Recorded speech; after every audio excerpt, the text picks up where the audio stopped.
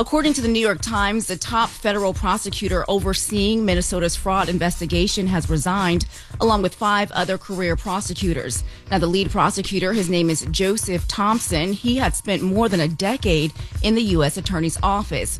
Now, these resignations reportedly came after pressure from the DOJ to investigate Renee Good's widow, while prosecutors say there was little interest in fully investigating the ICE officer involved in the shooting. A former Minnesota Justice Department official is calling this new development disgusting. Let's listen to what he had to say. I will tell you, that is disgusting. To focus an investigation on the widow of somebody who was shot by a federal agent, the investigation of Miss Good's killing requires really good investigators working together with other really good investigators. And it's pretty clear to me that that is going to be extremely difficult to accomplish with this many people gone and without the state being involved. You know, it's interesting, BB, when they say investigate a crime that we all saw on video, like I wonder what that investigation consists of. Yeah. I mean, you know, when there's a crime, any crime, right, we still have to investigate it. But what we're hearing is the Trump administration thinks that they can bypass that whole investigative process. You know, so however you feel either way, there still needs to be some level of, you know, looking into the facts. Absolutely. But again, all of this unfolding as Minnesota remains a hotbed for the Trump administration's immigration agenda. Now, DHS, they are now, the Department of Homeland Security, they are now moving to end temporary protected status. That's TPS for all Somali immigrants. That's a decision that could affect thousands of families, many of them in Minnesota, which is home to one of the largest Somali communities in the country. Now, TPS allows people to live and work legally in the U.S. when their home country is too dangerous to return to. Now, under this move, Somali immigrants would lose their legal status and work permits by March 17th. The administration is urging them to leave voluntarily or face arrest and deportation. Now, at the same time, President Trump, he is threatening immediate financial consequences. He says as of February 1st, Minnesota and other so-called sanctuary cities could see federal funding cut off. Let's listen to what he had to say. Additionally, starting February 1st, we're not making any payments to sanctuary cities or states having sanctuary cities because they do everything possible to protect criminals at the expense of American citizens, and it breeds fraud and crime and all of the other problems that come. So we're not making any payment to anybody that supports sanctuary cities. You can't say that's not political if all the states are blue. And if he's saying he's doing that because of fraud concerns, then how come he's not doing that in Mississippi? Exactly. And the administration says, though, this is only the beginning. Vice President J.D. Vance, he says immigration enforcement will soon start going door to door and confirming plans that there will be expansion of these raids. Let's quickly listen to what he had to say about that. I think we're going to see those deportation numbers ramp up as we get more and more people online, working for ICE, going door to door and making sure that if you're an illegal alien, you've got to get out of this country. And if you want to come back, apply through the proper channel. To my knowledge, and maybe I'm wrong, but I thought they couldn't go in your house. Is that wrong? Is that right? That is not wrong. They need a warrant. They need some sort of, legal paperwork to enter your residence. And that's what's happening a lot in Minnesota right now. They're being reminded of their rights a lot because you've seen the video, right? The on social media, people are having their doors busted in, their windows broken in their cars. It's a lot of illegal activity going on with these ICE arrests. That's what the Nazis used to do in Germany. They used to go, door to door and do house to house searches, by the way. Right. But I wonder what's legal with that, right? Because if I'm a homeowner and I have a legal license and somebody breaks in my door without a warrant, what line is that?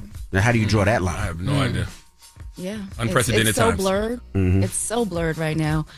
Minnesota officials say the state is being punished for pushing back and warn that random traffic stops, racial profiling, and the rest of U.S. citizens, they are only getting worse. So we will continue to watch what that looks like, guys. All so right. much happening. There has to be oil in Minnesota. I mean, none of this makes any sense. I mean, does Trump dislike the Somalians that much? Is he trying to distract from Epstein files that much? Like, none of this makes any sense. I don't know. All right. Well, thank you, Mimi.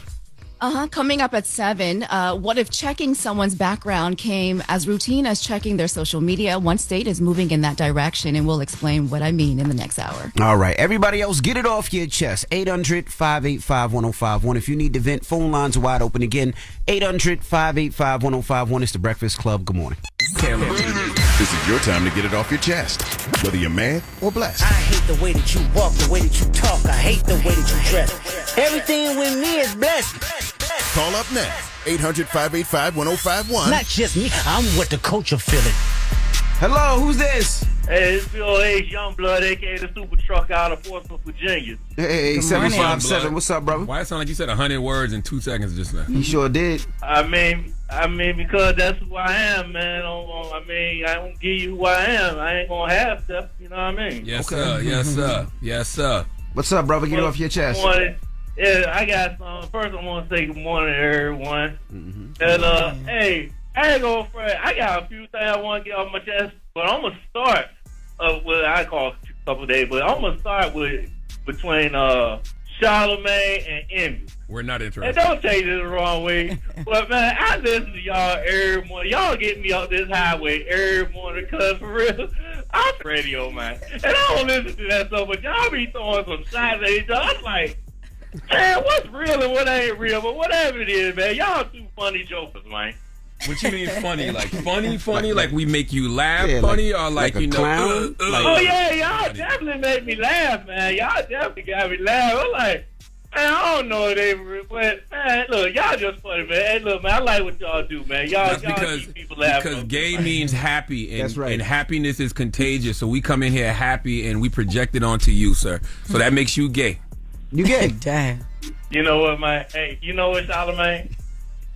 I'm not even going to tech with you because you're a professional techer. And I'm a professional trucker, so that's two different No, things. I said gay does mean happy. You not happy? You all gay, cousin Ace. I'm not. Hey, you know, semantics, brother. You got them. Yo, blow the horn for us, Ace. Come on. There you go. You just blew me. Thank you. That ain't even my train horn. I got a train horn back there. I ain't got it hooked up right now. You didn't give Envy the right blow. Give him the right blow. You understand? Man, he just told you. Call back another day and give him the right blow. That's what I'm talking about, man. That's what I'm talking about right there, man. Hey, yo, y'all be safe out here, man. Appreciate You too. Be safe for them roads, Ace. Hello, who's this? This is Angel Royal. Angel from where? Where you calling from? Yeah, bro. I love your station, bro, but you guys talk too much politics, man. I just want to hear music when I turn you guys on. You just want to hear music? You know, there's iHeartRadio app. There's other apps. We talk about what's really trending out in the world, what people need to know about. What about politics? I hear you, man, but this station, I understand, but this station, I love to hear the music, man. I'm tired of what's going on out there. I understand what you don't know what's true, what's AI. I understand what you're saying, but you can't escape the news, my brother. And politics is pop culture, so I feel like we give you a little bit of everything, you know? You can turn on this radio. I respect that, bro. Yes, trust me. I respect that, but you got to put more music on, man, because I fall asleep listening to this. Try cocaine. That might work. What you mean? I give a shout out. Yes. Angel Arroyo from Patterson. Nasty Nation, the place. Key Street up. Okay. All right, man. Have a great day. All right. Have a great That's day, what sir. 800-585-1051. If you need to vent, hit us up now. It's The Breakfast Club. Good morning. It's a new day. This is your time to get it off your chest, Wake up. whether you're mad or blessed. It's time to get up and get something. Call up now. 800-585-1051. We want to hear from you on The Breakfast Club. Hello, who's this? Childish. Hello? Hey, what's your name, bro? Vernon. Vernon, get it off your chest. Hey, man, I just wanted to say, I want you guys to check out my wife. She's in a documentary on HBO Max and about being adopted. Okay. And, you know, as I'm just trying to shine a light on it. What's the name of the documentary, sir? It's Secrets Unlocked. Secrets Unlocked. Family Secrets Unlocked. That's on HBO Max. Okay. Interesting. Nice. What's her name? Congratulations. Her mother's name is Zoe Shaw, and she came from a real rich family, and they kept it a secret that she was adopted. So her mother wrote a book, and Oprah's people reached out to her and told her that she wanted to do a documentary. So there's a documentary on HBO Max now about it. I'm looking at it now. It's called Unlocked Family Secrets, actually. Yes. Okay. Episode 4. Follow 6 families. They reveal, unpack, and confront their household's tightly concealed secrets. Oh, did you learn anything new about your family that you didn't know? My wife had already told me before we got married. She had disclosed the story to me, but nobody knew about it. So everybody knows about it now. So I was just trying to shine a light on it for everybody else to check it out. Which one is your wife? Is her dad saved her from the streets in the strip club? Hey. No, it's episode 4. She announced her wedding. Something. She announced her wedding in secret. Here's why. Huh? She married Dan Shaw, the celebrity, the actor. Dad, do I have any siblings? What's wrong with you? Just name them all. Just keep going. Oh, I see it. The daughter's secret. I see her. Yeah, daughter's secret. Okay, got you. I see her. All right, I'm gonna check that out. All right, thank you, brother.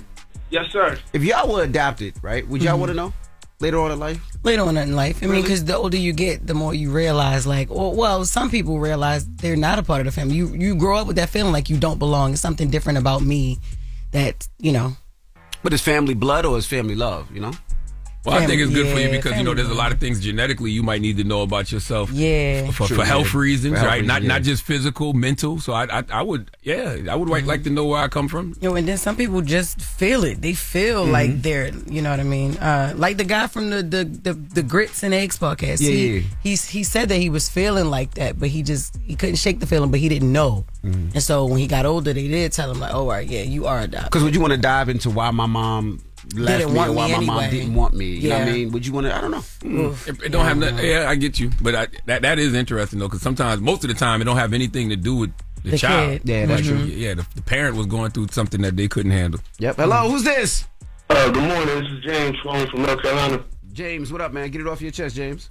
Yeah, I wanted to holler at Charlamagne real quick. Hey, bro, I need for you to be a guest on that show. Have I Got News for You with Roy Wood Jr. and Amber Ruffin? I want you to be a guest panelist on there, man. I need that in my life. You, Roy Wood Jr. and Amber Ruffin on the same panel, man. That'd be awesome. I like Roy and Amber a lot. They're good people. Yeah, man. They be funny as I don't know what on that show, man. I think you'd be a good addition to the panel as a guest, you know. I feel like we did a panel together when I had my talk show on Comedy Central. I feel like it was Roy, Amber, and somebody else. I could be wrong though, but I like that show. That show is very interesting. Yeah, man. And this is off subject, but Tommy on Martin, he had a job, man. What was his job? What did he do? In the first season, remember he was like an administrator for the school. He invited Martin and Cole to do the whole career thing. So are you telling us that we have a little Mandela effect when it comes to Martin? We remember Tommy not having a job when he actually had one? Oh, you're right. I'm telling you, in the first season, he did have a job. Yeah, it said he had a job as a youth counselor at the Boys and Girl Club, but the running gag was that no one, especially Martin, knew exactly what he did. Yeah. And that's crazy. I do remember that episode now, but it never dawned on me that was Tommy's job because the rest of the seasons were him not having one. So I didn't even think about that. Yeah. I had to go back and watch the old episodes to find out. You know I love black people because we wake up in the morning thinking about stuff like I was just thinking about that. We wake up in the morning like, man, Tommy did have a job. I don't know why we keep saying Tommy ain't had no job. There's certain things as black people we have to unravel before we even get our day started. What year was that episode? I don't know. Jesus Christ. He woke up with that. He's like, I got to tell him that Tommy had a job. It was the first season. It was like 91, 92. Jesus Christ. All right. Damn. Get it off your chest. 800-585-1051. What's up, Loren? Good morning, y'all. You going to Christmas party? You look like that's a I knew y'all was going to say Christmas sweater party. No. I think it's real First of all, cute, it's a cute sweater. It's not ugly. Okay. But it's nice. It's very disheveled and distressed. No, first of all, I like this it. sweater is really cute. And if I didn't wear it with green pants, you wouldn't be thinking Christmas. Look like you got attacked this morning. What happened? Yeah, what happened? That's what it is. Disheveled. It's It's nice. supposed to be like You holding your jewelry in your hand. Definitely looks like you got if attacked I this had morning. called you, what you would have did? You told me before you would run. I did not tell you I would run. Yes, you did. You said it. You should run too. Yes, but the security So I think we got jumped.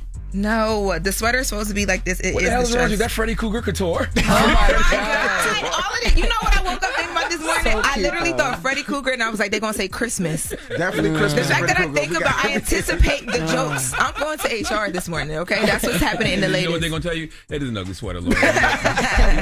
Well, we got the ladies coming up. What we talking about? We do. We're going to talk about Teyana Taylor because she is having to defend herself against critics who feel like the award maybe shouldn't have went to her and talking about man. sex Why and is she over-sexualization, all these things. We Yo, going on Don't behalf even of pay Teyana that no Taylor, mind. suck my Oh.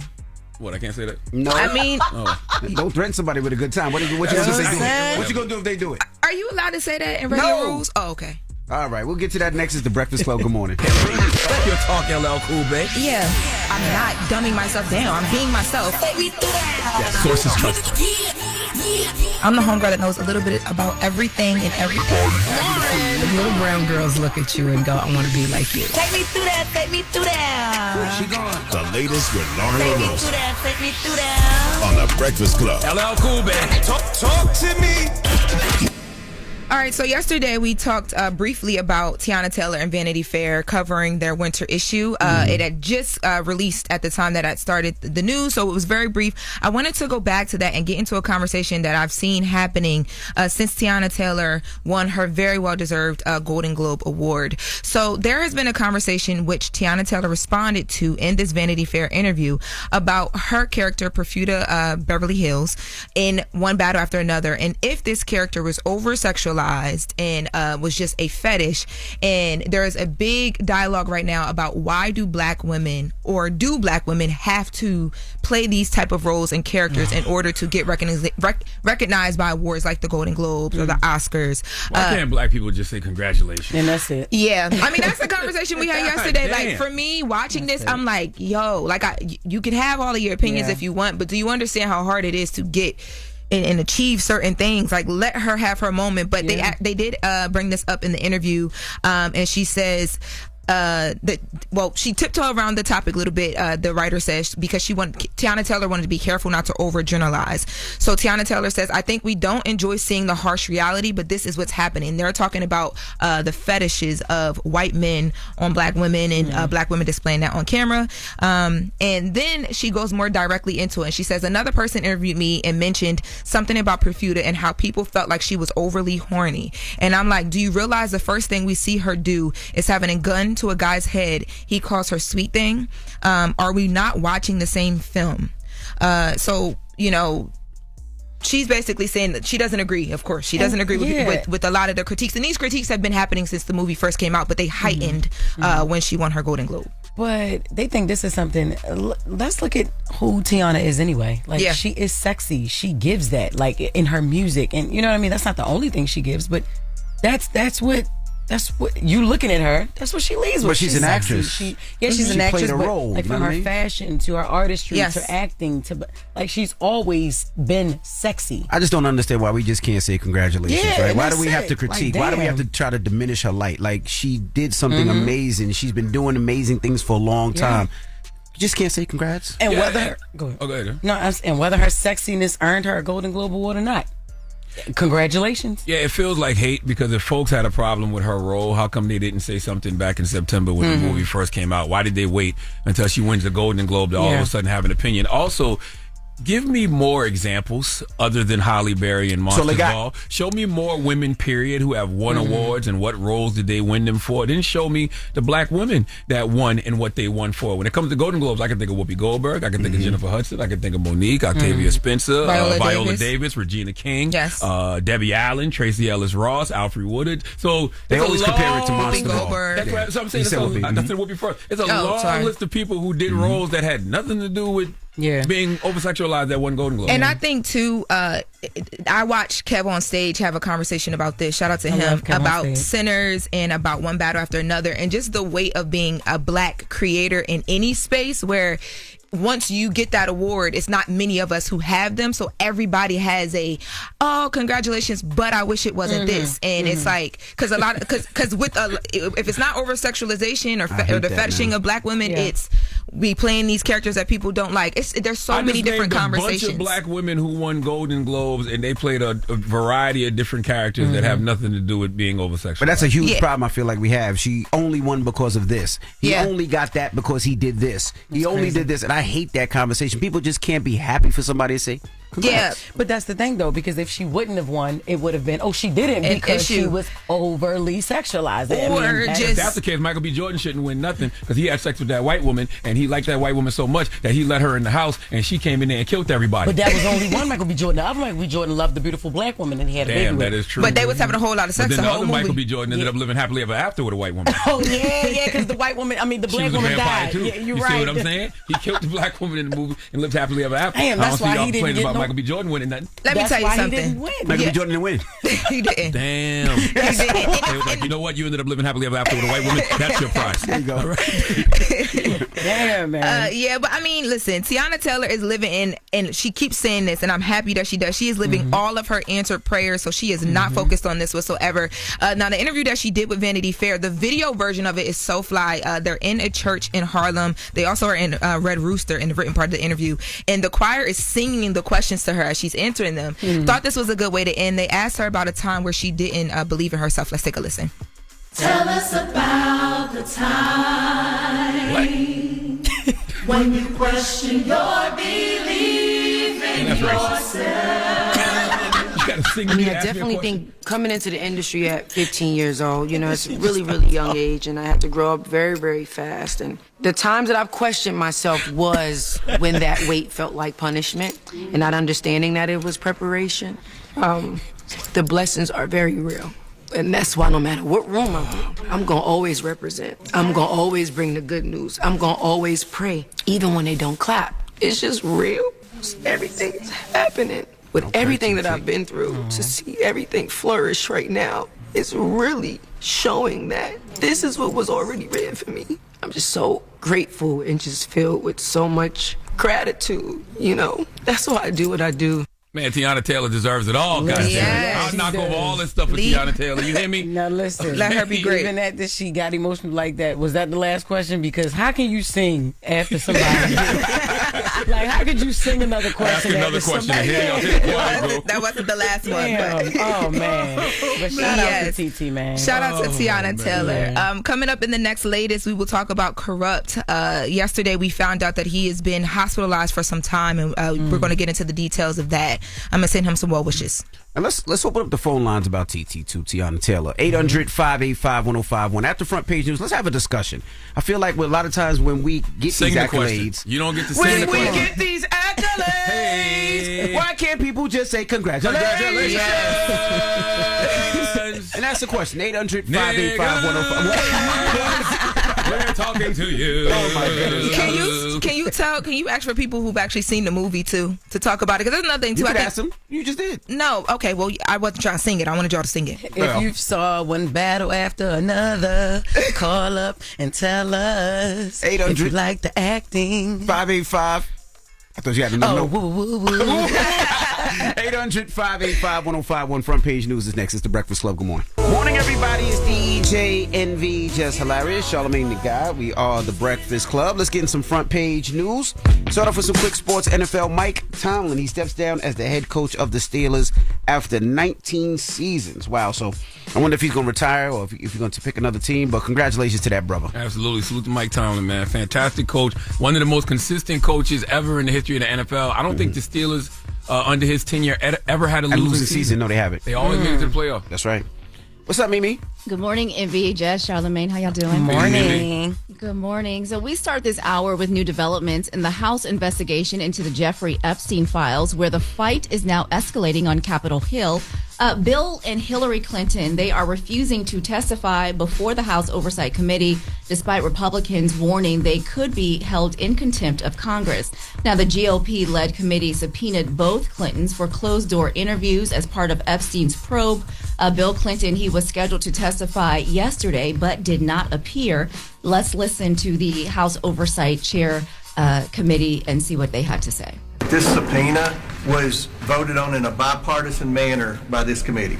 This wasn't something that I just issued as chairman of the committee. This was voted on by the entire committee in a unanimous vote of the House Oversight Committee to subpoena former President Clinton and former Secretary of State Hillary Clinton. Now, Hillary Clinton's supposed to show up tomorrow. We'll see what happens there. But with respect to the former president, he did not show up today. I think it's very disappointing. As a result of Bill Clinton not showing up for his lawful subpoena, we will move next week in the House Oversight Committee markup to hold former President Clinton in contempt of Congress. But isn't there a clear double standard, though? Because, I mean, over the last few years, we've seen President Trump and other Republicans reject congressional subpoenas. So what's the difference now? Mm-hmm. Yeah, what is the difference now? Maybe because this one is GOP-led, and so they're trying to prove a point. Yeah. So Hillary Clinton is scheduled to testify today. Her legal team has made it clear, though, that she does not plan to show up. And the Clintons, they argue that the subpoenas, they are invalid and politically motivated, saying they've already provided what little information they have in writing and are being unfairly singled out. I know Hillary tired of defending Bill Clinton's penis. I mean, that penis has gotten him in so much trouble over the years. I mean, my God. Damn. Ain't she gay now? What? All right, man. Mimi, what's the next story? No, I was just asking because I wanted to know it's the suits. I thought I don't think that's why I heard that she was. That was crazy. All right, my bad. Sorry, Hillary. I didn't know. I thought that. All right, well, this segue is similar, right? We're all familiar with the sex offender registry. Well, now Tennessee is taking that idea one step further. As of January 1, Tennessee became the first state in the nation to launch a public registry for repeat domestic violence offenders.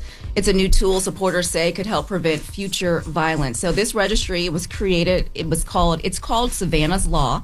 It's named after Savannah Puckett, a 22-year-old sheriff deputy who was murdered by her ex-boyfriend in 2022. Now, after her death, investigators learned that her boyfriend had a history of domestic violence and stalking, information that wasn't accessible before it was clearly too late. Now, under this new law, people convicted of domestic violence at least twice are now listed in a public database run by the Tennessee Bureau of Investigation. The registry will include the offender's name, their photo, their date of birth, and their county of conviction. It will not include their home address, social security number, or their driver's license information. And depending on the number of convictions, offenders can remain on that registry for 2 to 20 years. Now, lawmakers say the goal is to make information easier so people don't have to dig into court records across counties to protect themselves. Right now, Tennessee is the only state doing that. Other states have tried, but backers of this law said this could become a model for the nation, especially as more states grapple with domestic violence and public safety crisis, as this is a public issue and not a private issue. I love that. I don't know why they're waiting until twice, though. He should have to go on there after the first offense. Like, why at least twice? That's a good question. I mean, I guess they want to make sure that this person is a repeat offender before they add their name to this registry. A lot of people are saying that this is though towing the line between privacy and just someone can look you up versus you actually being on that registry and something being an accident. So I guess they're saying if you do it twice, then maybe you are a domestic violence offender. Yeah, you have a history of it. So we'll see. Well, anything to keep people safe. I mean, right. Yeah. I would think that you would actually want to walk away from a relationship if you saw someone's name on that list. Absolutely. So, it's a good thing. And here's another new law that just took effect on January 1. This one right here in California. And it could put real money back in people's pockets. So if you've ever ordered food through Uber Eats or DoorDash or something and it was missing, the wrong order, it never showed up, you probably got like a food credit instead of your money back. Well, Yes. that has now changed. Yep. Under this new law, delivery apps must issue a full refund. So the food, the fees, the taxes, and the tip will come back to your original payment method. Oh, thank you so much. Because, girl, they be trying it. They be trying it. They definitely try it. And so here's another good thing for drivers and for workers. So that refunded tip does not come out of the driver's pocket. The app will have to eat that cost. And the law, they also provide extra protection for drivers. So they also they will also show exactly how workers will get paid. So you'll get to know what your pay bonus is, your tips. There'll be no more guessing. So I guess if you look in the app, sometimes you don't know how much this job is going to cost you, so you don't know if you should take it or not. So now has to be a clear rule that you get to see how much this job is going to pay before you press yes, I will take it. So some clear restrictions for the app and some clear good new regulations for us, the consumers. Well, that's only in California, though, right? That right now is only in California. Okay. Yes, MB. Yep. And before we go, there's another new lawsuit over, I don't know if anybody's ever asked this question, but why sodas cost more at some stores than others. So Pepsi and Walmart, they are facing a new federal lawsuit that claims the two companies, they work together, to quietly cost shoppers more money, especially for people who don't shop at Walmart. So the lawsuit alleges that Pepsi gave Walmart lower wholesale prices and special deals that other retailers didn't get. So that allowed Walmart to keep Pepsi products lower and on its shelves, while shoppers who drank the same thing at different grocery stores and corner stores, they would pay more. So according to the complaint, this pricing setup has been in place since 2015. Both companies are denying any wrongdoing. Walmart says it negotiates with everyone and to keep its prices lower for customers, and Pepsi says it follows the law and treats everyone fairly. But this case is now seeking a class action status. It's still early, but that means anyone who bought Pepsi products at stores other than Walmart going back all the way to 2015 could be entitled to compensation if the lawsuit, succeeds. Oh, listen, I'm about to get big paid, baby. You ever Been see class drinking action Pepsi. lawsuits? They'd be like $1. Yeah, you gonna get $1.25. Like $5, $4. Especially with so many people involved, right? But it's going all the way back to 2015. So how many years ago? That's like 11 years. Yeah. I don't know what, Well, I'm going to get $11. Yeah, that's what I was going to ask, Mimi. How do you prove that? How do you prove this? They haven't said exactly yet how you prove it, because who has a receipt from 2015 from going to the grocery store to buy Pepsi? I know somebody that can make one. Telling you. Or if you pay with your credit card, I'm sure your credit card could actually pull them up for years. Okay. Absolutely. So we will continue to watch that. Again, you may be entitled to compensation, so we're always trying to help find extra money somewhere. Good. Let me get creative so I can get paid. Hilarious. All right, y'all. Well, that is your front page news. I'm Mimi Brown. Follow me at Mimi Brown TV for more stories. Follow the Black Information Network. Download the free iHeartRadio app or visit BINnews.com. Thank you, Mimi. Thank you, Mimi. Thank you, girl. Thank you. And let's open up the phone lines. 800-585-1051. We were talking about Teyana Taylor, saying congratulations to her, but people were upset. It feels like every time that people win something, people always critique. They always try to diminish their light. And we're asking 800-585-1051. Why does it always have to be she only won because of this? Or she won, but they always have to do this to her. Why can't people just say congratulations? Let's discuss. We'll take your calls when we come back. It's the Breakfast Club. Good morning. Steady calling my phone. It's topic time. Call 800-585-1051 to join into the discussion with the Breakfast Club. Morning, everybody. It's DJ NV, Jess Hilarious, Charlamagne the Guy. We are the Breakfast Club. Loren LoRosa is here as well. If you're just joining us, we're talking about Teyana Taylor. Now, people have been critiquing Teyana, right, Loren? Yes, in her role in one battle after another, talking about her character being over sexualized and being fetishized by white men, and this is a thing that black women have to do in order to be recognized by these big awards and to have success in certain areas. And And she responded yesterday, correct? Yeah, she responded yesterday in Vanity Fair, and she just asked people, "Are we not watching the same movie?" That her character was a strong fighter, and she says, people don't want to face realities, but sometimes these things happen. The fetishes, they happen. Yeah. Once again, give me more examples other than Halle Berry and Monsters Ball. Show me more women, period, who have won awards, and what roles did they win them for? Then show me the black women that won and what they won them for. Like all the white women that win Golden Globes, what were the roles that they played, right? And then show me the other black women, because I can name quite a few other black women who wasn't over-sexualized in their roles at all. They just did some damn good acting, right? And I named a bunch of them earlier. Whoopi Goldberg, Tracy Ellis Ross, Jennifer Hudson, Debbie Allen. Like, these people have played just really good roles and won Golden Globe. So I just want to know, what are people comparing it to? Yeah, and I don't understand why people always critique and try to diminish somebody's light. Like, she played an amazing role. She was an actress. She took a part like she was supposed to take a part, and she made it her own. And she made it to the point where people believed it, and she won this award. And anybody who's ever acted, if you tried acting in a school play, or you even went out for any type of a job when it came into the acting field, you know how difficult it is. And the fact that she got one of the biggest accolades for it is amazing. And we should be saying congratulations. And where were your think pieces with no thought back in September when the movie came out? People tried, but I think people didn't really lean into it because I saw articles. You didn't see nothing. I swear, there's an article on people. Why you do a topic about it back then? Because it wasn't anything I felt like that was fair to her at that point. It ain't fair now. Yeah. No, it's not fair now. It's not fair now. But I chose to talk about it today because I feel like it's becoming too loud this time around because of her award, and the two should not be synonymous. Let her have her award and let her have her time. And I guarantee most of the people that have all this criticism probably never seen the movie. And that's the thing. I guarantee they didn't see the movie. And that's the thing. Teyana is sexy anyway. Like, it is what it is. So you can't unsexy her you know what I'm saying? Anyway. And I bet people who have criticism of this movie, they be musty when it's cold out. Oh my God. Yo, shut up. You know how hard it is to be musty when it's cold? That means they wash their clothes. That's a medical issue at that point. Tom. Yo. Hey, Tom, where you calling from? Yo, Southside, Jamaica, Queens, man. Southside. Building, man. Southside, we outside. Talk to us, Tom. Yo, listen. I'm saying, guess what? A lot of these producers and film developers, man. A lot of times, maybe they come and they find the individuals they looking for because of the platform that these individuals set.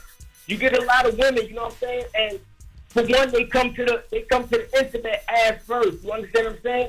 Which is a big difference from like Regina King and women like that come with documents like degrees and stuff like that. So it's say, yo, you know what? She looks good. Her body is put together. Her body is tight. Yo, we want that. You know what I'm saying? So a lot of these decisions are made by the platform that a lot of these women set. You understand what I'm saying? Not saying that that's a bad thing because it gets them in the door. It gets them in the door, and it leads to other opportunities for them. So the point I'm making is this: for one, and shout out to the Breakfast Club, and for the perfect example. Good morning, Jess. I love you to death. Good morning, babe. I love you to death. But what I'm saying is this: guess what? Jess Hilarious came to the internet with talent. She came to the internet with nothing but jokes and tearing people down. And you didn't see Jess up there popping ass and you know what I'm saying? That's not true. Like, half naked. You know what I'm saying? None of this is true. Yo, chill. This isn't true. Skit, and guess what? She ain't have to take her clothes off to do none of that. You understand what I'm saying? I've seen a movie where she's naked. I ain't with no war. Right. She ain't have to be naked. But guess what? No, that's not true. That's not what I said. And she's through the roof from there because she came with the raw talent. Not saying that these other women aren't talented, but guess what? When you come like that, when you set the platform, and the platform is, my body is nice, it's tight, it's put together. But Tom, you can't take away what Teyana Taylor has done. At all. I don't know if she has a degree or what, but the fact that she's an actress, a singer, songwriter, dancer, a director, choreographer. She did Beyonce's video at 15. Ring the alarm. She did the choreography for that video. So I know all of that, and I'm not speaking in just reference to Teyana Taylor. Teyana was 15 when Ring the Alarm was out? Guess what? What about the not Teyana Taylors? The women that aren't Teyana Taylors. You understand what I'm saying? He's talking about they women reach out to those women. You know what I'm saying? So I'm saying, like, people look at, like, who we need for this character, who fits this place right here. You know what I'm saying? And Teyana Taylor, she is multi-talented. I'm talking about she's a super talented individual. You know what I'm saying? But she's gonna catch black because she's a black woman. You know what I'm saying? Okay. Thank you, Tom. Well, I think what he's saying is inevitable. Or okay. Oh, like it's going to happen. There was a lot. Yeah. Hello, who's this? Hey, what's going on? It's Mike from Phoenix. Mike from Phoenix. Talk to us. What's your thoughts, Mike? I mean, it was a cool movie, but it's not really like, I thought it was something like a family movie, something like that would be cool to watch and with the family, you know what I mean? But when it came to all the and all the other stuff, it's all right, but it's not a family movie. I got all kinds of disappointed. I turned it off midway, man. Sir, why would you think one battle after the other was a family movie? Yeah. Did you not see the trailer? In the trailer, Teyana's shooting a freaking machine gun. Like, what in the trailer, they show you Leonardo DiCaprio's character, with guns going after his daughter. Why would you think that was a family movie? It was a movie and about it's rated R. Yeah, it was a movie about a broken family, but it's not a family movie. Yeah, no, not kids. I mean, I'm talking family like brothers, sisters, and like that. You know what I mean? I don't know. It was a grown-up movie for grown-up family members. But I don't know. It just did too much for me. Okay. Yeah, I mean, listen, I didn't love one battle after another. It was cool. Yeah. You know what I mean? But I didn't. It was cool. Yeah, like, it was cool. My wife liked it, but Kenya, good morning, Kenya. Talk to us. Hey, good morning. Hey, girl. Good morning. Hello, speaker. Good morning. What's your thoughts, Kenya? First of all, good morning, Breakfast Club. This is the first time I've ever called y'all, and I listen to y'all every morning. But as far as Teyana Taylor, I love her. She is everything. She deserves every award when she walks in. Honestly, truthfully, in the beginning, one battle after another, I was a little like, "What's going on?" But the plot twist after plot twist, and her role in that movie was amazing. And I feel her. Like, everybody shouldn't be sexualized on everything, but at the same time, look at the world that we're living in. This is how we're living. So, you know, if people want to downplay it, they're going to downplay it. Everybody is entitled to their own opinion, just like everybody has that, you know, behind them. But at the end of the day, Teyana Taylor is amazing. And you know what's crazy? When I watched one battle after another, I didn't think she was over sexualized. I thought that her and Leonardo DiCaprio was super into each other, right? 'Cause they was a couple, and then she got with Sean Penn, but that was for manipulation reasons, not because she liked him or anything like that. I don't think people actually seen the movie. I think they might have seen clips, and that's where they're getting their opinions based from. But anytime, but I don't think they've seen the movie. But so I watched it last night just to be able to talk about it today, right? And what I thought was like, yes, it's sexy, but it's Teyana Taylor, so she naturally gives that anyway. But there you go. But in the character, even if it wasn't her, for the character role, for the story, I felt like because it's a black woman and these are white men, and she's trying to assert her power through sex, I'm like, okay, people are going to have an issue, but maybe that's the point of it, to start that conversation. Actually liked each other. But the Sean Penn thing was just manipulation. But even with her and Leo, it's still there's always these conversations about white men and how they fetish black women, and like, I don't know about you, man, it's a movie. But it's literally the movie. It's the movie. But what I was going to say is Teyana Taylor said this happens in the real world. Like it does. Like my mom had a conversation with me about. Your mom had a white man? No, she didn't. Or she might have. I don't know. But she had a conversation with me about white men and their fetish with black women and what to be careful of and what to look for. You ever dated a white man? I haven't ever dated a white man. I went on a date with a white man, but I've never dated a white man. Predominantly white high school, so I know. Yes. But is that a conversation that you had? Connors and Coles. Yes, absolutely. It's a thing. It is a thing. Yeah. So I think it was. My point is, I think that even if you are upset at that, it's like, what's the conversation that this was trying to cause, and why? Like, people are looking at it the wrong way. Like, let's think about the conversation, because in the real world, that does happen. Shut up, not you, Lauren. I'm just talking about everybody. Damn. Shut up. I hate these think pieces with no thought. Everybody be so deep for no reason. It's a movie. Although it's real, but although it is a real situation like this, but it is a movie. So we'll take some more calls when we come back. 800-585-1051. If you're just joining us, we're talking about Teyana Taylor. Of course, she won the Golden Globe last night, and people are critiquing her, and we're asking, why can't people just say Sunday night? Why can't people just say congratulations, right? Why every time that a black woman wins, we critique, we diminish or try to diminish her life? And they're doing it based off nothing. Like I said before, give me more examples. I need you to give me examples. Give me a bunch of examples of black women who've been in this situation, and then compare that to the white women who've won, and what roles did they play? Because I can name a bunch of women, black women that won Golden Globes that had nothing to do with being over-sexualized. But it's so crazy. But in a lot of what you were talking about, like either you're sexualized or you're the beaten down broke black woman. Like you did something. It's always but why did she win that? This is why she won. If you're just joining us, we're talking about Teyana Taylor. Now, she won a Golden Globe Sunday night. And people are saying what, Lauren, about her? People are asking, why do black women have to be over-sexualized or fetish in order to get recognition in these award shows? She responded. You know what? Salute to Quinta Brunson, too. I didn't shout out Quinta Brunson. She won a Golden Globe for Abbott Elementary. Was she popping it on a handstand in Abbott Elementary? And not broken down or beaten either. Not broken down or beaten either. Not at all. I think Tracee Ellis Ross won for Blackish.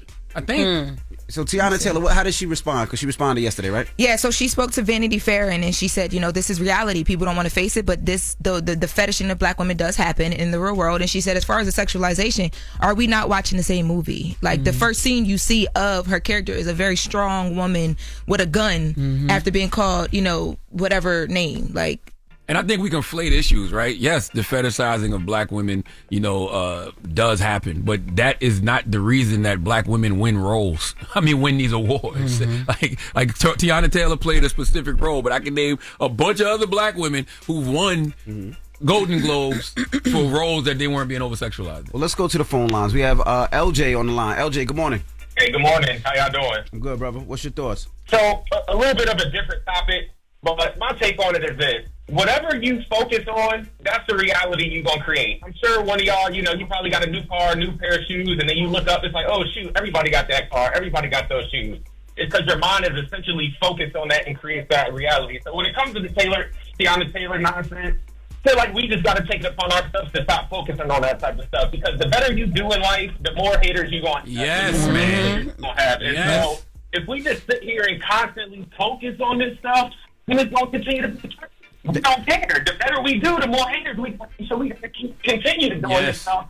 Then it's essentially not going to matter. Like look at Tom Brady. Look at LeBron James.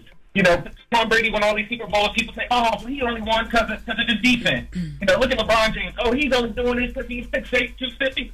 Man, at the end of the day, if people are talking about you obviously doing something good. So shout out to Teyana Taylor, but it's on us, especially the black community, to stop focusing on this nonsense. Because as long as we focus on this nonsense, we can't focus on how good we're actually doing. We can't focus on lifting people, So I know that a little bit of a difference in, man, but it's on us to just. You're right. If people saying BS, bro, we can't pay attention to it. Let's just continue to focus on the positive, continue to uplift our people, and, not focus on that. Because a lot of times people say that stuff because they're looking for attention. They're looking for feedback. They're looking for us to get upset. And so we just got to ignore all that stuff, keep being positive, keep uplifting people. That's all I got to say. You're right. Thank you, brother.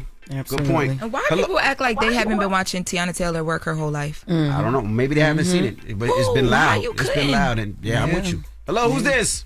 Hi, good morning. This is Vanessa from the Bronx. Good morning, DJ Envy, Charlamagne the God, Jess and Lauren. Hey, good morning. From the BX. The craziest people in the world come from the Bronx and all of Florida. Listen, I moved to Rockland, but that's a different story. But I am from the Bronx. Okay. What's your comment? What's your thoughts, Mama? My thoughts are, I feel like the conversation should be more about Teyana working with some of Hollywood juggernauts like Taraji P. Henson, Leonardo DiCaprio, Sean Penn, and she's holding her own. Like, that's how I felt when I watched the movie. She wasn't my favorite character, but I was like, wow, look at her. Look at her in these scenes, and you cannot tell the difference in experience. That's what I told Lauren yesterday. I was like, when you look at the cast of this film, Leonardo DiCaprio, Sean Penn, Del Toro, Regina Hall, Teyana just pops on screen. So I can imagine, I can see somebody watching that movie and being like, yo, who is that? Yes. Right. Yeah. She stole every scene she was in. And I feel like the opening of the movie, because of how big her character was and how well she did it, it felt like it was for her. Like, I don't know. Y'all seen it, right? She's only in the movie for 19 minutes. Yeah, but that part of it felt like it was hers. Like, she owned it. Like, all right, well, what's the moral of the story, if there is a moral? The moral of the story is, man, stop hating and just say congratulations sometimes. Yeah. Even if you got to grit your teeth and say it like Tyrese, congratulations. Right. Just say congratulations, because if you can't be happy for somebody else's success, you'll never have any success of your own. There you go. So don't say nothing. Like, don't say nothing. Well, Just that's keep good. it moving. Like, Don't even acknowledge. don't give it nothing. All right. my moral is, when I win my Golden Globe, I'm not getting on Twitter. I know that's right. I still ain't won one, and oh my god, wait till Tubi. No, you don't be on Twitter, so you good. Well, yeah, I'm not, but I'm on Tubi. Oh. And girl, I got a nice little over sexualized scene that I'm waiting to be, got to be picked up, waiting to be nominated for it. So. You know, it'd be hilarious. What? If you and Lauren get nominated on the same year in the same category. Oh my god. Oh my god. My god. I'll be texting both of y'all pictures of Jess and the scarf separately. Oh my god. I probably just wave this scarf and don't even go to the awards. You got it. I'll be like, boy, God, no, they both got to beat it. Then one got to win. They got to congratulate each other. Oh my god. So stupid. They'll be like Cockroach and Theo. Be like, no, you go. No, you go. Yo, Jess, you got to come to the Globes in the scarf. I got you. You got to. I'm gonna be there. You got to. Man, God ain't that funny. Now, God's funny, but he ain't that funny. All right. That's some idiots. And we got the latest coming up. What we talking about? Yes, we're going to be talking about Corrupt. He's been hospitalized for weeks, and we're going to break down some of the details of what's been going on. All right. We'll get into that next. It's the Breakfast Club. Good morning. You'll talk LL Cool, babe. Yeah. I'm not dumbing myself down. I'm being myself. That source is trusted. I'm the homegirl that knows a little bit about everything and everything. Little brown girls look at you and go, I want to be like you. Take me through that, take me through that. Where's she gone? The latest with Loren Take me through LoRosa that, take me through that. on The Breakfast Club. LL Cool, baby. Talk to me. So yesterday, Daz Dillinger posted to his Instagram a photo of him and Corrupt. For those of you guys who do not know, Corrupt is one half of the Dog Pound, creator of the Dog Pound, legendary West Coast rapper. So this news was very shocking. So Daz Dillinger posted and he said, God said we shall live and not die. Want to send a big shout out to my big brother, Official Corrupt. Get well, Speedy. Need all fans to send Corrupt a get well message. Flood his Instagram. Tell him how much we love him. And then, you know, from there, people started wondering what was going on. So there was later a report followed up by TMZ that reported that Corrupt has actually been hospitalized after battling some serious health issues. And the report does not get into what the health issues are, but they mentioned that he's been in the hospital for those weeks, but he is currently on the mend. However, he is still hospitalized, and they do report that his medical condition, whatever it is improving, and he is getting better as the days go by. So I want to send him some love. Definitely send the healing energy to Corrupt, man. Yeah. Salute to Corrupt, man. Yes. And if you don't know, Corrupt is originally from Philly. He moved to LA when he was like 15, 16. A lyricist. He gets busy, songwriter. A dope dude, man. Yes, and yes, get better. Now, in other news, as we switch gears, 50 Cent has some pretty big things happening. So we've been talking a lot about everything he's doing in Shreveport. But he closed a deal yesterday for $124 million. It's a development deal with the state of Louisiana, and this is going to help everything that he's doing with the G-Unit film and television situation that he has over there. Now, per the deal, 3 properties in downtown Shreveport will be transformed into entertainment venues. And the LA Times is reporting that this includes former facilities owned by Stageworks and Millennium Studios, which were big studios there at one point. 50 has talked about that as well, like coming in and redoing studios that were already there. And it also includes a dome-style immersive venue complete with a new park. So yeah, congratulations to Talk about how many jobs it created, though. How many jobs it created? Absolutely. I saw that number yesterday. It will support over 6,000 jobs around the state and pay $300 million in wages in total. You hear that, Shreveport? 6,000. I didn't know that. I'm messing with hard.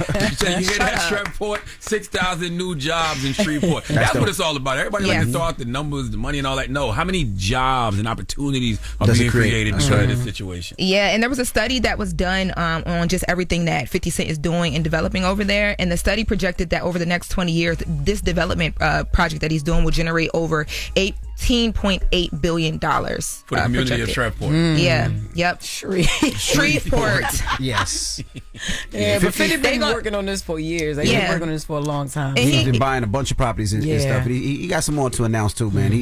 I can't wait to open up. They're saying it's going to open up by the end of this year. That's what they've been saying. So I hope so. Well, congratulations, Curtis. 50 Cent said this is a new era of entertainment that is going to be coming. So congratulations. Big. Now, speaking of entertainers and creators, I don't know if you guys saw, but Druski had the people going online or within the last 24 hours. So Druski did a skit. He does a lot of these skits on social, and the skit was about mega pastors and mega churches, or pastors in mega churches, and the things that go down. Let's take a listen to Druski's skit.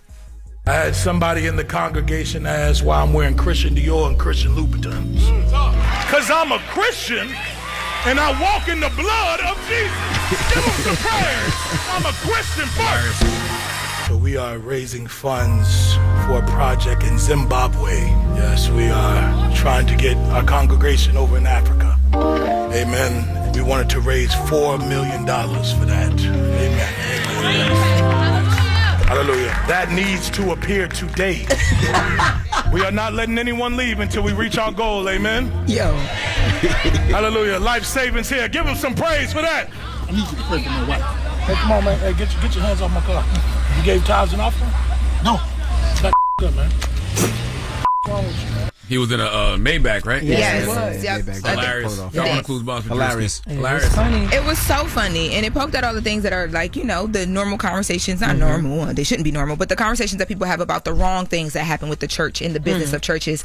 I confirmed yesterday, I spoke to for Druski, that this is the biggest skit that he has done. At this current time, it has 3.2 million likes on Instagram. I also saw that this joined one of other, I think it's like 5 other videos that have over 100,000 comments. It's currently at 250,000 comments on his Instagram as well. That's Druski's biggest skit ever? Yeah, that's what the rep told me yesterday. Because number one, it's funny, right? It's funny. That's number one. Number two, it gets a conversation started because people start having a conversation about these mega churches. Yes. And then it gets people upset because people think that he's mocking the church. But the people upset. I would tell those heathens, you can't be mad at Druski for the spoof and not be mad at the mega churches he's spoofing. Because all his art is based off reality. So what did he see that made him do that?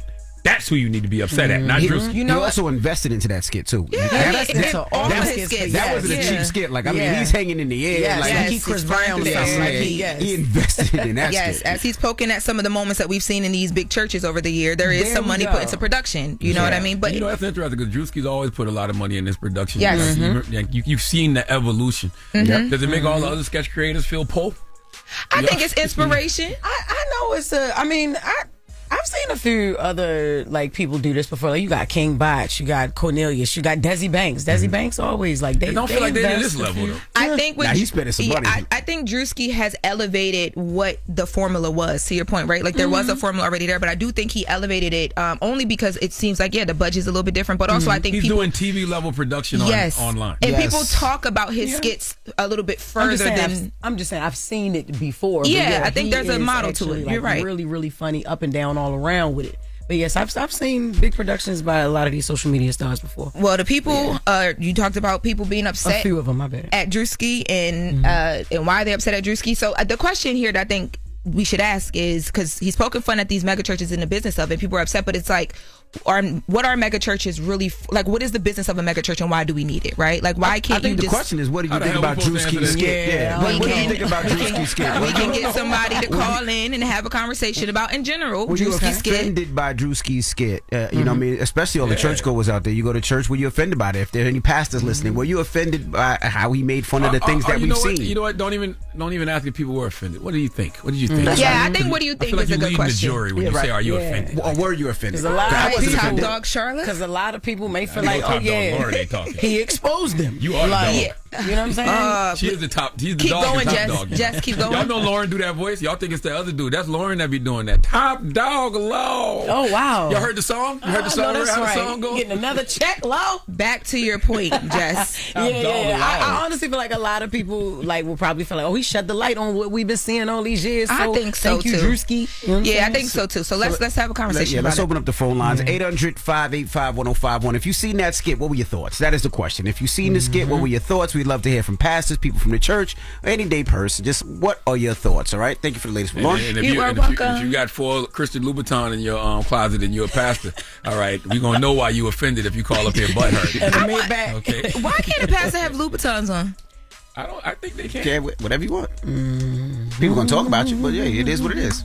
People get paid for a job. Okay. I think you sound like Jamal Bryant. Yeah, that was like something that he said back in the day before. Oh, God, they be mad at him. Why do people get mad when? But there is pastors that do other things, like they write books. They might even get paid for speaking engagements outside of the church. Right. They do. Yes, I mean, but if you're using your own money, I don't care what you spend. But that's always been the line, like, right? You're a pastor, you do all these other things, you get your success really from the church, and you do all these other things, and then people in your congregation are broke or they need help, and they look at you pull up in your Maybach, and they look at you pull up in your Rolls Royce, and they be like, I just need some chicken. But what about the pastors who do both? What about the pastors who might have a nice car, but then they still look out for the church 300%? And then I look at it like this, right? Like, entertainers get paid. Yes. Athletes get paid. Yeah. What if these people really did devote their life to God, right? They really did what you're supposed to do. Yeah. why shouldn't they get blessed for that? You should. There's no reason why you should. I But should have think said it like that instead of they have a but job. I guess when I you think flaunt people it- look at the church differently than they look at It's the athletes, than humility. they It's look like, at where's Yes. the basketball player, the rapper, the singer. They look at the church differently. You're from the cloth. You know what I mean? You're just different. We'll open up the phone lines to discuss. 800-585-1051. Now, Charlotte, who you giving your donkey to? Man, 4 after the hour, man. There's a surgeon named Stephen Mascarelli, and this really hurt my feelings because I had a certain perception of surgeons that I still have, but he changed it just a little bit. We'll discuss. I thought you was going to say you had surgery. Did you think that? No. Oh. Top dog low. It's your waist. I'm sorry. Go ahead, Envy. Top dog low. All right, we'll get to that next. It's the Breakfast Club. Good morning. Donkey of the day. Made it. Damn, the hee-haw again. It's time for Donkey of the Day. I ain't trying to be donkey today no more. They should be embarrassed by what they already did. I'm not making these people do these things. Called Donkey of the Day, and it really caught me off guard. Damn, Charlamagne, who got the donkey of the day today? Well, Jess Hilarious, Donkey of the Day for Wednesday, January 14th goes to a doctor who works at a Georgia hospital named Stephen Mascarelli. Okay, he is a surgeon.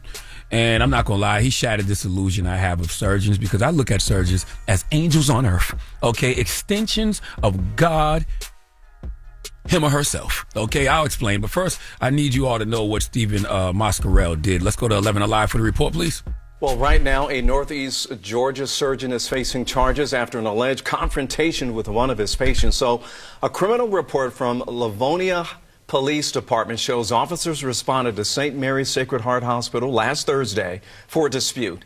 Now, the patient told police that her surgeon, Stephen Mascarelli, charged towards her in an aggressive manner after she voiced concerns about a procedure he had done.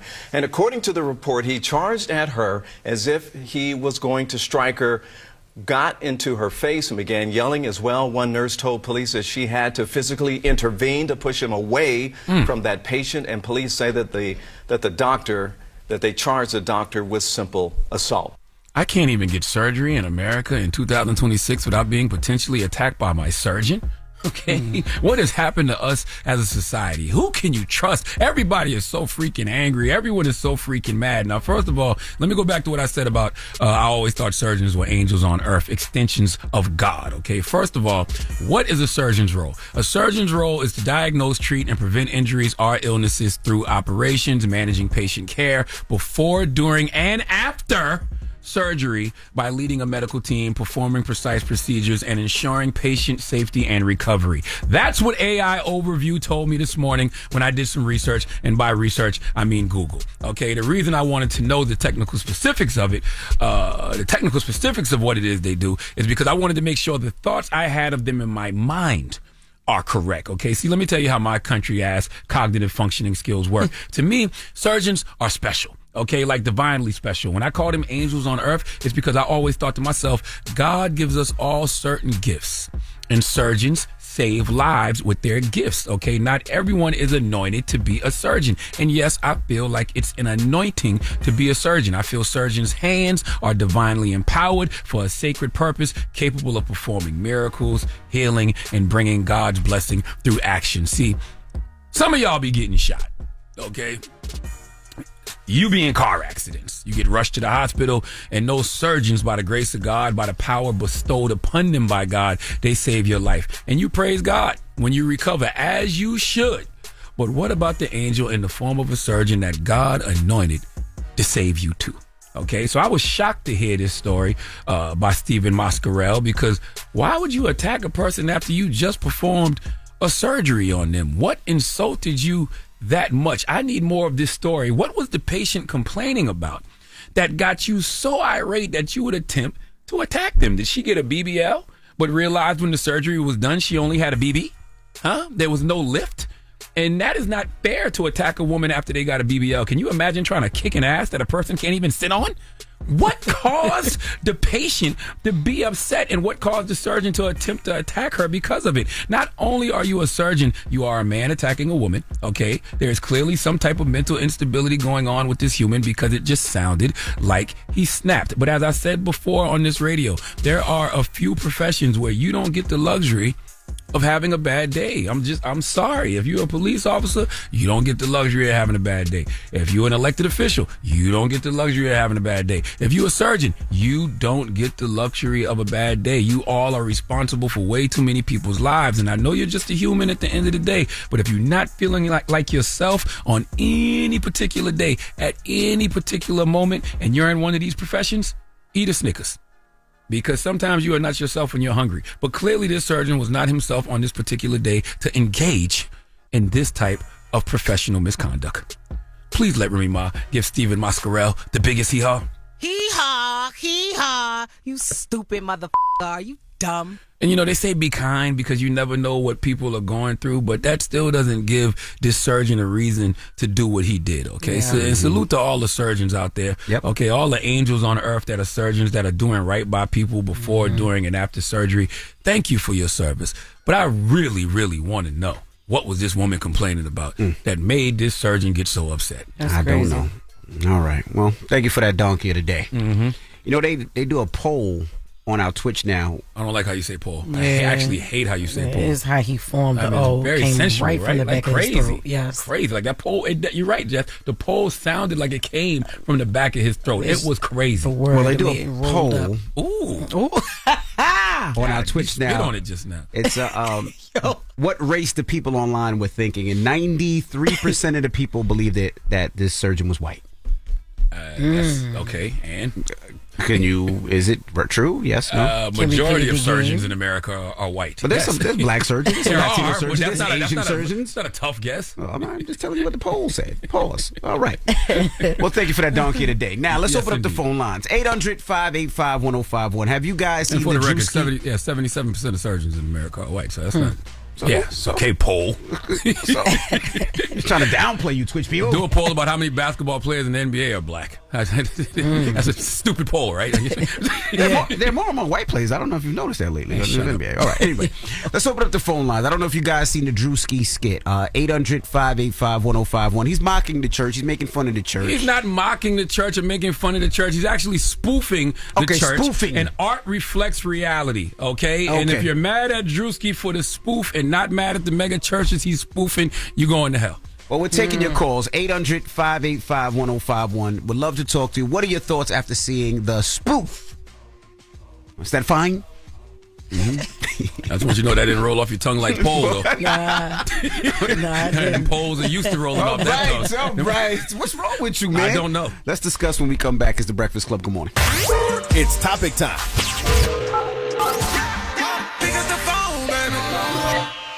Call 800-585-1051 to join into the discussion with the Breakfast Club. Talk about it. Morning, everybody. It's DJ NV, Jess Hilarious, Charlamagne the God. We are the Breakfast Club. If you're just joining us, we're talking about Druski's skit. Have you seen it? We're taking your phone calls, 800-585-1051. Hello, who's this? Hello, good morning. Hey, good morning. Oh, I know it says anonymous. You don't want to say your name, but what's your thoughts on Druski's skit? I mean, it's more, I need to comment more on what Charlamagne said about what if you're a pastor but you have speaking engagements and you make money? If you really have a calling and you're a pastor, you shouldn't accept money for engagements and things of that nature. Even people promoting books and other things in the church, it shouldn't be. You should, if you have a calling for God, you shouldn't put money with that. A lot of pastors, it's their net worth and things of that nature. It shouldn't be that.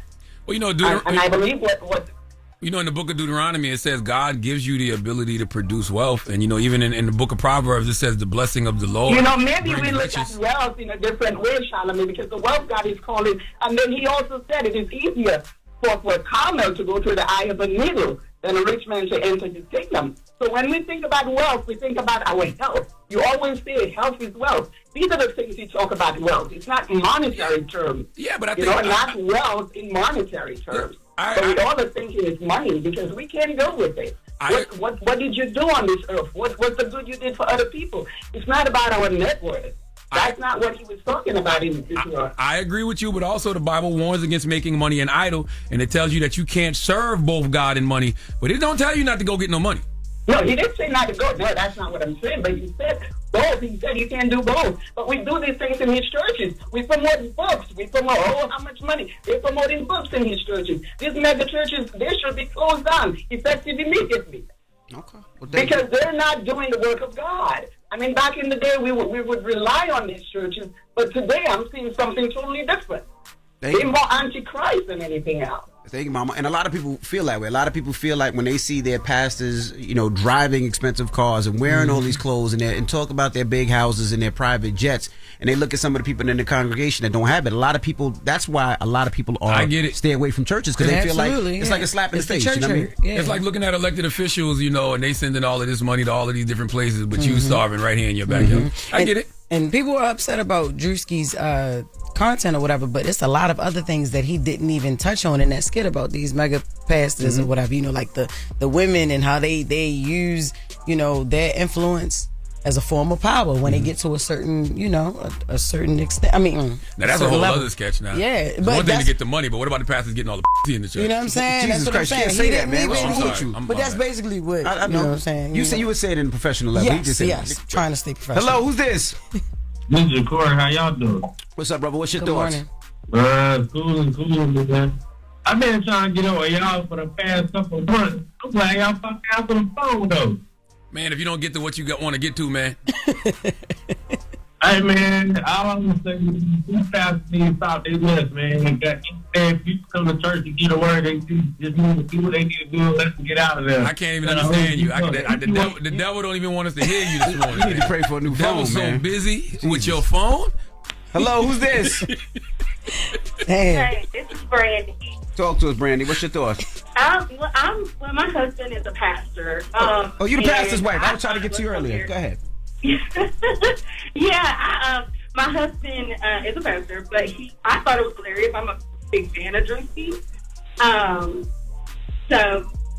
But I've seen it, the hanging from the ceilings. He didn't get it from nowhere. And I, for one, just don't think. I think that as the body of Christ, we have to be careful with what we put in front of the congregation and the world that represents Christ, and what takes away from Christ. And a lot of the mega churches, not all of them, but a lot of them, you are seeing them with these name brands just branded across them in front of not only their congregation, but they're recording for the world to see. And I feel like that's a distraction from just Christ, because now you're distracted. He's got on, like you said, Christian Louboutins. So now my mind is no longer on Christ. It's on why is he wearing that. You know what I would love to ask you, ma'am? And you're absolutely right. I've been saying it all morning. You can't be mad at Druski for the spoofing, not be mad at the mega churches he's spoofing. But one thing I hear from a lot of pastors, the reason they might wear like a lot of the name brand stuff, the designer stuff, because they feel like they're meeting people where they are. It's relatable. They feel like it makes them more relatable. It makes, the younger generation gravitate towards them. What does your husband think about that? Or what do you think about that? Me and my husband, we're very kind of like down to earth. And that's not to say that God won't bless us, obviously, with abundantly and more. I have 6 kids, and I would love that. But I would still, as a representation of a leader in a leadership position for God, I just feel like we have to be careful with what we are presenting, because a lot of people who you are leading do not have that. And that's not to say they can't get that. So I don't see the point in dripping yourself in diamonds and with having the name brand just branded across you. I just don't, me and my husband, we just don't agree with it, and we don't do it now with anything. I got you.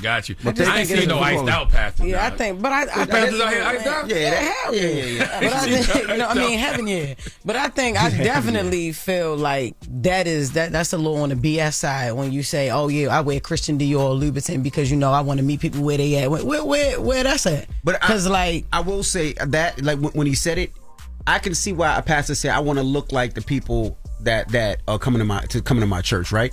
Because sometimes you look at some of these pastors, be like, nah, they too old. They're not going to talk about something I'm talking about. I mean, you don't got to wear They're the place what I'm not talking about. So if you see somebody that looks like you, that dresses like you, I think I will say, like, you know what, I'm gonna go mess with that pastor, see what he's about, because he got a Christian Dior jacket on. But that is a good sermon. I got on Christian Dior, and I know you looking at me saying you think I got money, but you got on Christian Dior, and you ain't got no money. So why you think I got it? All right.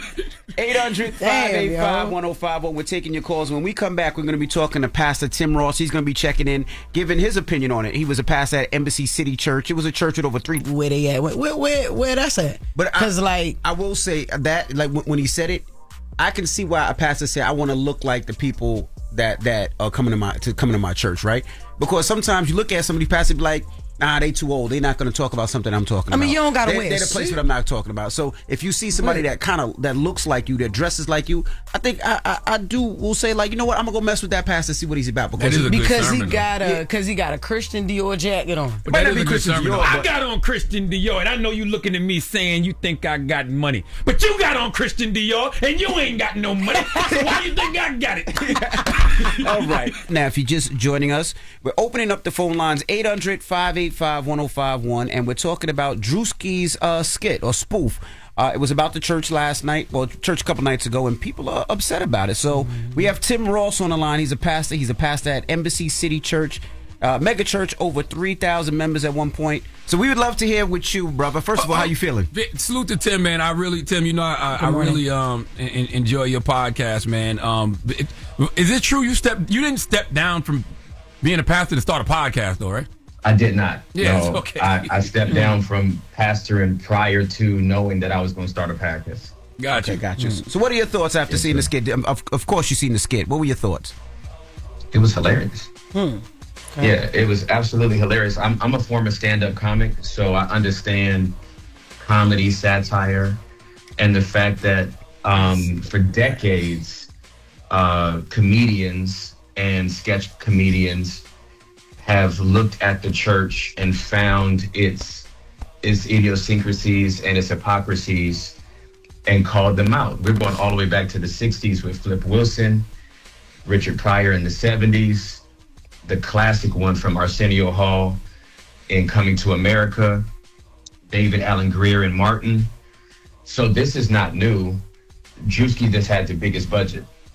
Yeah, you know what I said on the radio earlier, Tim? I said you can't be mad at Druski for the spoof and not be mad at the mega churches he's spoofing, because all art is based off reality. So what did he see that made him want to do that sketch? Right. That's what you need to be upset about. And what do you say to that? Exactly. What do you say to people in the church that are offended by it?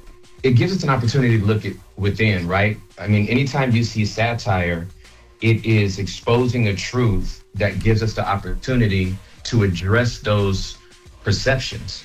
Druski didn't just creatively come out with this, he didn't look at the monk community and then make this satire. Mm-hmm. He was looking at Black Pentecostal church, many of which have exhibited the type of things that Druski was expressing. So when my team sent this clip to me and I watched it, the first thing I wrote back to them was, many feet fit these shoes. Oof. Listen, I have no problem with pastors getting paid, though, Tim. Me either. No, I mean, when you look at pastors that have been able to break into culture, sell millions of books, sell a lot of music. Well, if they have that discretionary income and they want to wear some Balenciaga, that's their prerogative. That's right. I think we need to focus on the pastors who've never wrote books and have never produced anything outside of the church, but they have Bentleys. Right. They got his and hers Mercedes in the parking lot. Got you. But the carpet is still nappy. Ooh. Yeah. See, now you're talking. Yeah, I think a lot of people feel like, you know, when pastors do that, are they focusing on the ministry or money? You know, if they have the expensive cars and the designer clothes, they see, you know, a lot of times people say it feels like inconsistent with the scriptures that warn against storing up earthly riches and encouraging, you know, caring for the poor. And a lot of people feel that way. Yeah. Well, I mean, there's a lot of people that have come from the entertainment industry from the sports industry and have felt a call to pastor, and they made their wealth outside of the church. Right. Should they not live in a big house? Should they not drive the car that they choose to drive? Right. I think we got to hold the tension as opposed to globalizing every church is like this. Gotcha. Yeah. Man, thank you, Tim, man. Hope to see you up here again soon, man. Absolutely. Y'all have a great day. Peace, See you King. soon. I think, man, what Tim said is very important. The pastors who don't have any outside sources of income, who are getting all this money, that's who you need to be side-eyeing. Because like he said, there's pastors out there who got books, there's pastors out there who got, podcasts, there's pastors out there who, used to be athletes, used to be entertainers. So they already got paper. There's pastors out there who got real estate that own businesses. But what he said is true. The pastors who don't have no other businesses, all they got is church. The church is raggy. The members in their congregation are suffering, but they got the his and her Mercedes Benzes outside of the congregation. Crazy. That's right. Well, all right. When we come back, we got the latest with Loren, so don't move. It's the Breakfast Club. Good morning. You'll talk LL Cool, babe. Yeah, I'm not dumbing myself down. I'm being myself. Sources trusted. I'm the homegirl that knows a little bit about everything and everything. The little brown girls look at you and go, I want to be like you. Take me through that, take me through that. Where's she going? The latest with Loren Take me LoRosa through that, take me through that. on the Breakfast Club. LL Cool, baby. Talk to me. So you guys remember when Ari Lennox got online and talked about how she did not like Martin and Pam's relationship on the Martin show, and the colorism and all those things, right? So Martin has finally responded to that. So he was speaking with Marissa Mitchell at Good Day DC while promoting a show that he has down there, and she did an exclusive interview with him, and she asked about Ari Lennox's comments. Let's take a listen. Did you ever have that concern, or what do you make of that whole back and forth? No, I never had that concern because I knew they were jokes, and that's the way black people. That's the way we joke. We go hard, and me and Tashina were just having a lot of fun, and we were just keeping it real, and I was just keeping it real, and so that's why we got a lot of laughs out of it. So she has a right to have her own opinion and everything, but there was no malice intent. Hey, you can have your own opinion. You can have your own feelings about things, but you can't have your own facts. And the facts is, it's hilarious that Martin and Tashina Arnold both shut that down, but people still want to debate it. Went back and forth. She was on that man's head. So we can't just say it was one-sided, man. She was going in. And I love Martin, boy. Shout out to Martin, y'all. And folks is having a whole argument about colorism when there was no colorism jokes made on Martin. And everybody on the show made jokes about each other. Martin and Tashina Arnold just stood out because they was the funniest. And I think their chemistry was just great in general. And Tashina Arnold spoke to Deion Cole about this whole situation as well when we were on the break. I do have her comments just because we haven't had a chance to play them. Let's take a listen to Tashina Arnold as well. I just came aware of something recently that was going on in the news about Ari did she say Lennox, something? the colorism thing where she felt like Martin was bagging on me because I was brown skinned and because she was a brown skinned girl. And I have heard this story. Like it. So it was more than Ari. It wasn't just Ari. Other people I think it was only Ari. Oh, okay. I don't know her personally, but I like her music, and I met her one time when I was hosting Soul Train. I understand completely what she said, and I get it. This is a little backstory. Pam was originally for a heavyset girl, so all the jokes on my audition were fat jokes. They ended up changing it when I got the role, obviously, because that's when my body was banging. I was thin. I was like, yeah, what y'all doing with these jokes? Because what y'all doing with these jokes? What's happening? 'Cause I'm not getting fat.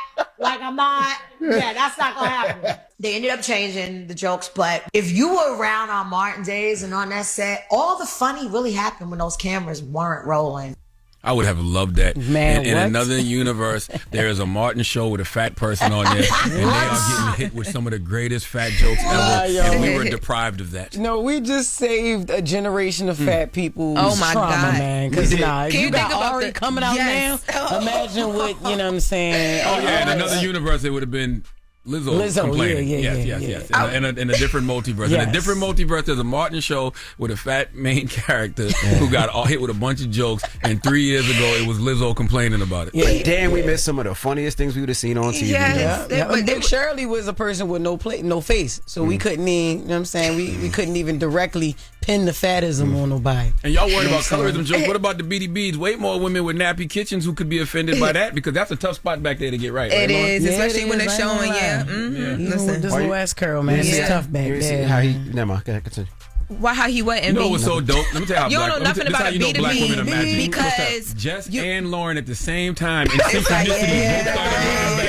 Like honestly, we didn't even have to say nothing. I could be across the room and just like, and I'm like, ooh, all right, okay, got you. Because you know y'all it's offended tough. by the BDB jokes? Because Tashina Arnold on Dion Cole podcast said the reason they even started putting that in the script is because Martin used to clown her about that. Damn. No, I ain't see that. But no, I wasn't offended. I wasn't offended. You know, I resonate with that though. You know what I mean? I mean, low key, we're a bald head ass show. You know what I'm saying? You just gotta think about everybody. You know what I mean? Yeah. Yo, Envy, take your hat off. That is true. All right, moving on. Speaking of healing, No. Envy, take your hat off, then go in the bathroom and get a warm rag and rub it across the hair and see what happens. Nothing to happen, sir. Okay? Nothing. My hair is hair. All right.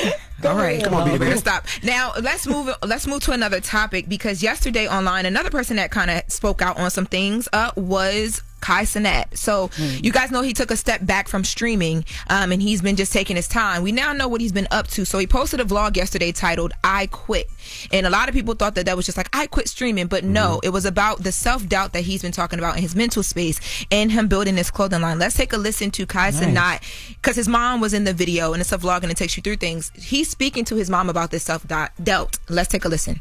Usually I'm able to handle a lot of stuff by myself and find ways through it, but I just needed some advice on just pursuing life and goals that I have. It's just like a lot of self-doubt. I'm not even depressed. I'm not sad. It's just for some reason I'm having like a lot of self-doubt because it's out of fear of stepping back from what I'm primarily known for and pursuing another goal. Well, first things first, you cannot let your mental take over. Some people are strong, some people are weak. When the voices in your head start coming, it's pushing you either to give up or keep going.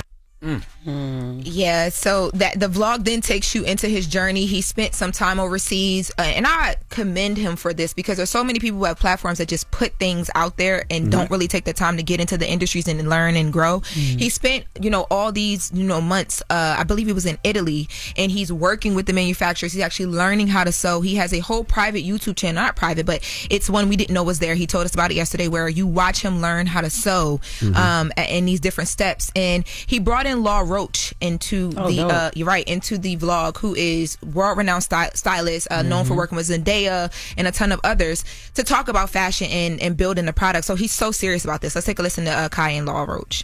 It's the opportunity to just express a lot of things that's been going on in my life, but like this is Kai behind just the streams, and I want to do it the right way. Like this is not me slapping my name on any brand, and I can see. And trying to money grab. I want to build this community. You have to know who your audience is. Yeah.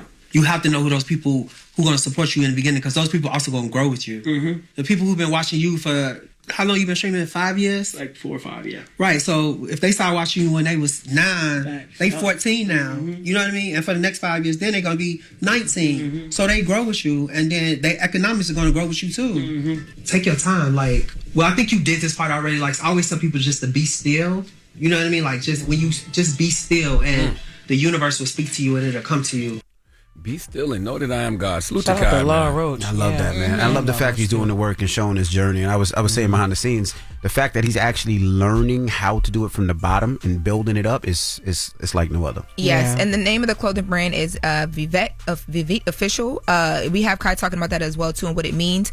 And it's dope because he's been journaling throughout this whole process and putting in his designs, the inspiration he gets as he journals. And when you go to the website, you're going to get to be in literally live in the journal and purchase merch as he gets to each thought in the journal. Is it appropriate merch? We look stupid. We still gotta support. I haven't seen a lot of it. Only kind of the samples, but it looks like stuff that you could support. He'll have the hoodies and all that stuff too. But he wants to get in the bags and all these things. But let's take a listen to Kai explaining the name of the clothing brand. The name of my clothing brand that I want to call it is Vivette. Vivette is Latin for he, she, or it will live forever. But the deeper meaning behind Vivette is to not be boxed in to what society is trying to only box you in it. And that's why this journal is so important, because it's not about the designs and the cool denim and all that other stuff. It's more about the meaning. This journal is gonna go out to the public.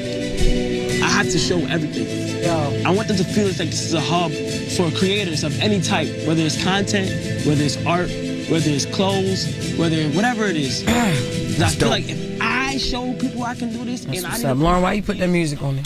No, that's a part of Kai's production. This whole vlog is. Oh, that was on it. Oh, okay, yeah, okay. it's like a very dramatic Superman look music into the right last there. couple months of his life. He even takes you to the Streamer Awards. Well, shout out to Vivette. Yes, and salute to Kai, man. The emotional intelligence that man displays at his young age is incredible. And I also, I'm glad to hear him say that, because I'm glad to hear him say, like he spends so much time on social media. Mhm. Like, it's easy to be influenced by the opinions of others. Yeah. And for him to disconnect from all of that, to step out on faith so he can really hear what God is telling him, I think that's incredible. I think so too. Same. And that's the latest with Lauren. Thank you, Lauren. You're welcome. All right, now let's get to the mix. Of course, today is LL Cool J's birthday, so let's start over with some LL Cool J. Why not? Let's throw it back for a second. It's the Breakfast Club. Good morning. Good morning, everybody. It's DJ NV, Jess Hilarious, Charlamagne the Guy. We are the Breakfast Club. Yes, and I want to tell everybody, man, salute to the NAACP, right? Yesterday, Derek Johnson and Louis Carr was up here. Yep.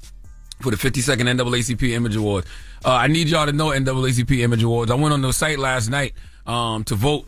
Y'all ain't had the literary category up there last night now. Okay? It was 57th. You said 52nd, 57th. Okay, 50-something.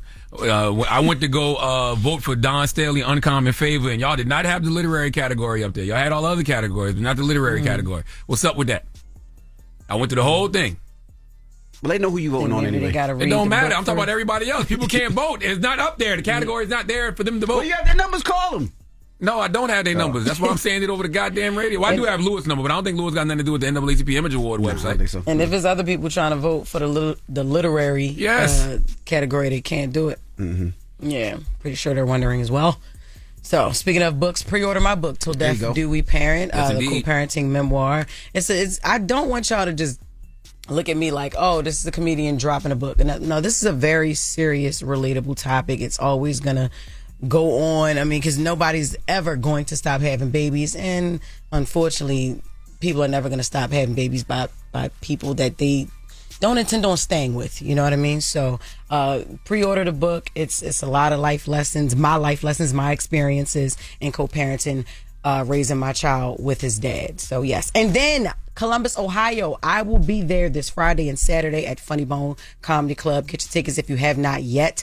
JessHilariousOfficial.com. And if you want to pre-order my book, you can do it easily now. It's on my website or wherever you pre-order for your books. So love you all. Thank you. And before we get out of here, I want to say congratulations to my girl, my friend, my boo, Jocelyn Hernandez. She recently celebrated 3 years of sobriety. Love you, girl. It's amazing how people can go on a journey of healing and then look back and be like, damn, I really came a long way. So 3 years sober. That's dope. Yep. Salute to Jocelyn. Yeah, salute to Jocelyn. Does it make you question all the advice she gave you over the last few years? Oh, there. How you know she gave me advice? Shut up. This is my friend. Thank you very much. Salute to Jocelyn, though. Charlamagne, you got a positive note? Listen, there's a lot of people out there right now listening to the sound of my voice, and I want to tell y'all, man, you know in your heart what's right and wrong. So do the right thing. And please remember that wrong is wrong even if everyone is doing it, and right is right even if no one is doing it. Have a great day. Breakfast Club, bitches. Y'all finished or y'all done? Woke up. Wake you up. Wake that ass up. Program your alarm to Power 105.1 on iHeartRadio.